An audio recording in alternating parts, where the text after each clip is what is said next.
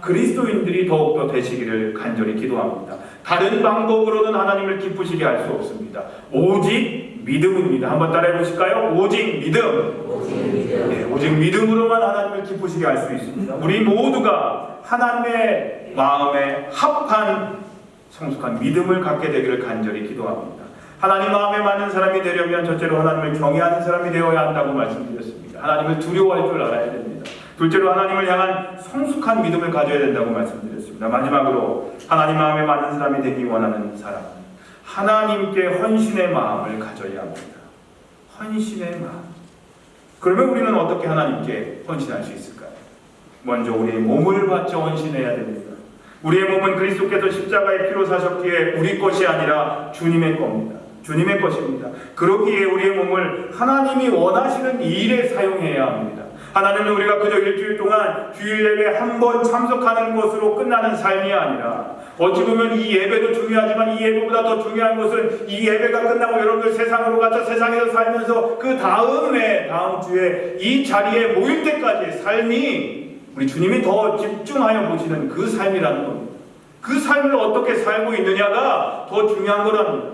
오늘 이 한 시간의 예배에 성공하기 위해서는 이 예배가 끝나고 다음 주일 이 자리에 올 때까지의 삶이 어떠했느냐에 따라서 여러분들의 이 한 시간의 예배의 성공의 여부가 달려있다는 겁니다. 한 주 동안 하나님께 몸 바쳐 열심을 다해 충성되고자 하는 헌신된 마음을 사시길 바랍니다. 그것을 주님은 원하십니다. 하나님은 그리고 이런 사람을 기뻐하십니다. 그리고 마음에 들어 하십니다. 둘째로 우리의 가장 귀중한 시간을 들여 헌신해야 됩니다. 시간을 다른 말로 얘기한다면 생명이라고 할 수 있습니다. 이거보다 더 귀한 거 없습니다. 이게 제일 중요합니다. 시간, 내 생명을 들여 하나님을 섬기십시오. 그런데 우리는 우리 주님을 위해서 사용해야 할 소중한 시간들, 이 생명들을 얼마나 많이 낭비하며 살고 있는지 모릅니다. 하지 않아도 되는 일에 마음이 끌려 그냥 허비해 버릴 때도 많습니다. 그러기에 우리 삶의 모든 시간을 하나님께서 주장하시도록 해야 합니다. 하나님께 예배하는 시간도, 교회에서 봉사하는 시간도, 다른 사람을 섬기는 시간도, 직장에서 일하는 시간도, 비즈니스하는 시간도, 쉬는 시간조차도 모두 하나님을 기억하며 하나님께 드리려고 노력하는 그런 시간들이 되어야 합니다. 그렇게 우리가 산다면 분명 하나님께서 우리의 하루의 일과를 인도해 주실 것이고 우리들의 삶의 계획도 분명히 이끌어 주실 겁니다. 그리고 그런 사람들을 마음에 들어 하실 겁니다. 마지막으로 내가 받은 모든 달란트를 통해서 하나님께 헌신해야 됩니다. 여러분들은 어떤 달란트를 가지고 계십니까? 여러분들은 어떤 달란트를 갖고 계십니까? 특별한 걸 원하시는 것이 아닙니다. 전도사로 있을 때 교사로 섬기시던 어떤 그 선생님이 저한테 전도사님은 어떤 달란트를 갖고 계세요? 라고 물어보시길래 제가 바로 얘기한 게 저는 청소하는 달란트가 있습니다 라고 얘기를 했습니다. 근데 청소를 되게 꼼꼼하게 했거든요. 교회 청소를. 어떤 달란트를 갖고 계십니까? 그것이 어떤 것이든 주님을 위해 사용되어져야 합니다. 다윗이 목동으로 있을 때 그가 할 수 있었던 건 뭐였어요? 물맷돌 던지는 것밖에 없었습니다. 오오오 하는 것보다는 물맷돌이 더 낫잖아요. 물맷돌 던져서 들짐승들이 왔을 때 들짐승들을 쫓아내는 것이 그의 달란트였습니다. 정확하게 맞춰서. 물맷돌 던지는 것이 별로 대단해 보이지는 않지만 다윗은 그것을 통해 골리앗을 쓰러뜨리고 그 돌 하나로 하나님의 영광을 드러냈던 것을 우리는 잘 알고 있습니다. 그리고 그것을 통해 이스라엘을 구원합니다. 여러분이 가지고 있는 물맷돌은 무엇입니까? 그것을 열심을 다해, 그것이 비록 작을지라도 남이 보기에 하찮은 걸지라도 그것을 통해서 그것을 열심을 다해 하나님을 섬기는 데 사용하신다면 분명 하나님의 마음에 드는 자라고 칭함을 받을 것입니다. 사랑하는 성도님들, 우리가 이 세상을 살아가면서 다른 사람의 마음에 든다고 해도 하나님의 마음에 맞는 사람이 되지 못한다면 그 사람은 불행한 사람입니다. 우리 자녀들 역시 마찬가지입니다.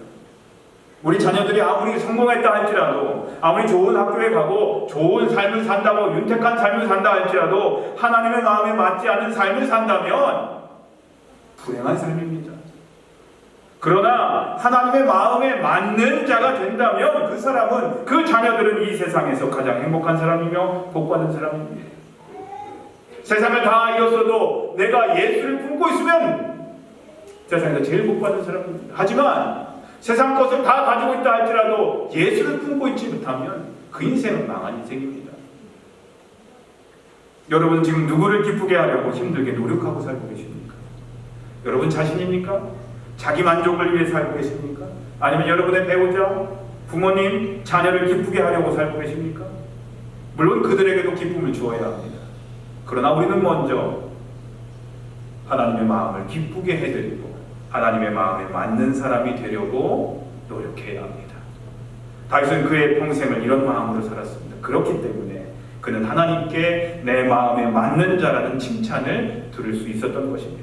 그리고 그 마음에 맞는 자의 후손을 통해서 구세주가 탄생하는, 예수 그리스도가 탄생하는 놀라운 역사가 일어날 수 있었던 것입니다. 오늘 본문 마지막 절에 그 얘기를 하고 있죠.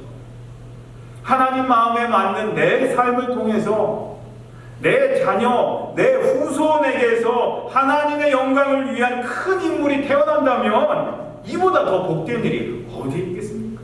그렇기 때문에 여러분의 삶이 중요한 것입니다. 늦은 게 아니에요. 아직 늦지 않았어요.